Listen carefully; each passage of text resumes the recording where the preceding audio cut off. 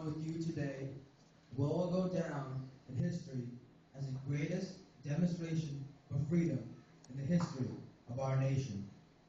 50 years ago, a great American in whose symbolic shadow we stand today signed the Emancipation Proclamation.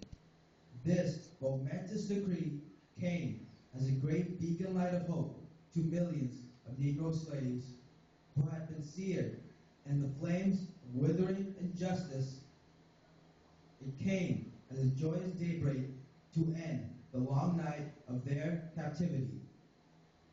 But 100 years later, the Negro still is not free. 100 years later, the life of the Negro is still sadly crippled by the manacles of segregation and the chains of discrimination. 100 years later, the Negro lives on a lonely island of poverty in the midst of a vast ocean of material prosperity. 100 years later, the Negro is still languishing in the corners of American society and finds himself in exile in his own land. So, we have come here today to dramatize a shameful condition. In a sense, we have come to our nation's capital to cash a check. When the architects of our republic wrote the magnificent words of the Constitution and the Declaration of Independence, they were signing a promissory note to which every American was to fall heir. This note was a promise that all men, yes, black men as well as white men, would be guaranteed the unalienable rights of life, liberty, and the pursuit of happiness. It is obvious today that America has defaulted on this promissory note insofar as her citizens of color are concerned. Instead of honoring this sacred obligation, America has given the Negro people a bad check, a check which has come back marked insufficient funds. But we refuse to believe that the Bank of Justice is bankrupt. We refuse to believe that there are insufficient funds in the great vaults of opportunity of this nation. So we have come to cash this check, a check that will give us upon demand the riches of freedom and the security of justice. We have also come to this hallowed spot to remind America of the fierce urgency of now. This is no time to engage in luxury of cooling off or to take the tranquilizing drug of gradualism. Now is the time to make real the promises of democracy. Now is the time to rise from the dark and desolate valley of segregation to the sunlit path of racial justice. Now is the time to lift our nation from the quicksands of racial injustice to the solid rock of brotherhood. Now is the time to make justice a reality for all of God's children. It would be fatal for the nation to overlook the urgency of the moment. This sweltering summer of the Negro's legitimate discontent will not pass until there is an invigorating autumn of freedom and equality. 1963 is not an end, but a beginning. Those who hoped that the Negro needed to blow off steam and will now be content with have a rude awakening if the nation returns to business as usual. There will be neither rest nor tranquility in America until the Negro is granted his citizenship rights. The whirlwinds of revolt will continue to shake the foundation of our nation until the bright day of justice emerges. But there is something that I must say to my people who stand on the warm threshold which leads into the palace of justice. In the process of gaining our rightful place, we must not be guilty of wrongful deeds. Let us not seek to satisfy our thirst for freedom by drinking from the cup of bitterness and hatred. We must forever conduct our struggle on a high plane of dignity and discipline. We must not allow our creative protest to degenerate into physical violence. Again and again, we must rise to the majestic heights of meeting physical force with soul force. The marvelous new militancy which has engulfed the Negro community must not lead us to a distrust of all white people. For many of our white brothers, as evidenced by their presence here today, have come to realize that their destiny is tied up with our destiny. They have come to realize that their freedom is inextricably bound to our freedom. We cannot walk alone. As we walk, we must make the pledge that we shall always march ahead. We cannot turn back.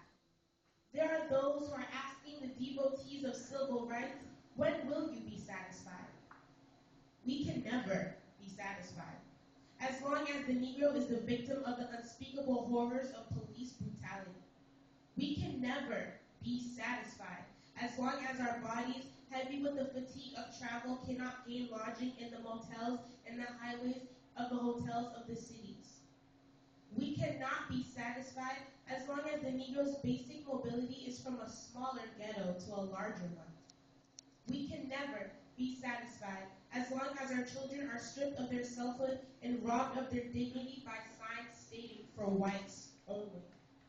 We cannot be satisfied as long as a Negro in Mississippi cannot vote and a Negro in New York believes that he has nothing for which to vote. No, we are not satisfied, and we will not be satisfied until justice rolls down like waters and righteousness like a mighty stream. I'm not unmindful that some of you have come here out of great trials and tribulations. Some of you have come from fresh, narrow jail cells. Some of you have come from areas where your quest for freedom left you battered by the storms of persecution and staggered by the winds of police brutality. You have been the veterans of creative suffering. Continue to work with the faith that unearned suffering is redemptive. Go back to Mississippi. Go back to Alabama. Go back to South Carolina. Go back to Georgia. Go back to Louisiana. Go back to the slums and ghettos of our northern cities, knowing that somehow this situation can and will be changed. Let us not wallow in the valley of despair. I say to you today, my friends, so even though we face the difficulties of today and tomorrow, I still have a dream. It is a dream deeply rooted in the American dream. I have a dream that one day this nation will rise up and live out the true meaning of its creed. We hold these truths to be self-evident, that all men are created equal. I have a dream that one day on the red hills of Georgia, the sons of slaves and the sons of former slave owners will be able to sit down together at the table of brotherhood.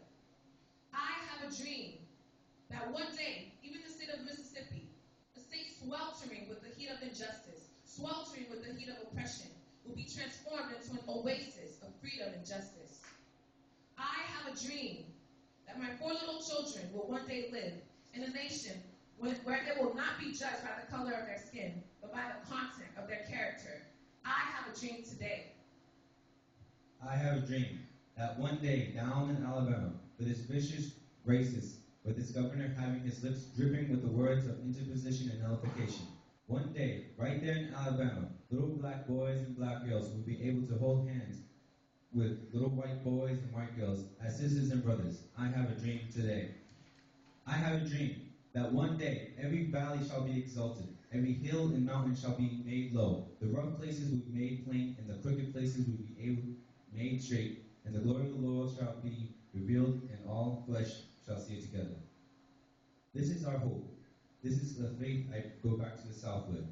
With this faith, we will be able to hew out of the mountain of despair the stone of hope. With this faith, we will be able to transform the jangling discords of our nation into a beautiful symphony of brotherhood.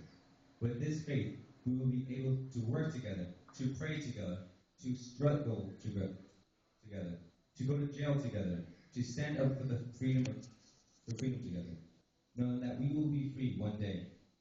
This will be the day when all God's children will be able to sing with a new meaning. My country, 'tis of thee, sweet land of liberty, of thee I sing. Land where my fathers died, land of the pilgrim's pride, from every mountainside, let freedom. And if America is to be a great nation, this must become true. So let freedom ring from the prodigious hilltops of New Hampshire. Let freedom ring from the mighty mountains of New York. Let freedom ring from the hiking Allegheny of Pennsylvania. Let freedom ring from the snow-capped Rockies of Colorado. Let freedom ring from the curvaceous slopes of California. And not only that, let freedom ring from Stone Mountain of Georgia. Let freedom ring from the Lookout Mountain of Tennessee. Let freedom ring from every hill and molehill of Mississippi, from every mountainside. Let freedom ring. And when this happens, when we allow freedom to ring, and when we let it ring from every village and every hamlet, from every state and every city, we will be able to speed up that day when all of God's children, black men and white men, Jews and Gentiles, Protestants and Catholics, will be able to join hands and sing in the words of the old Negro spiritual, free at last, free at last. Thank God Almighty, we are free.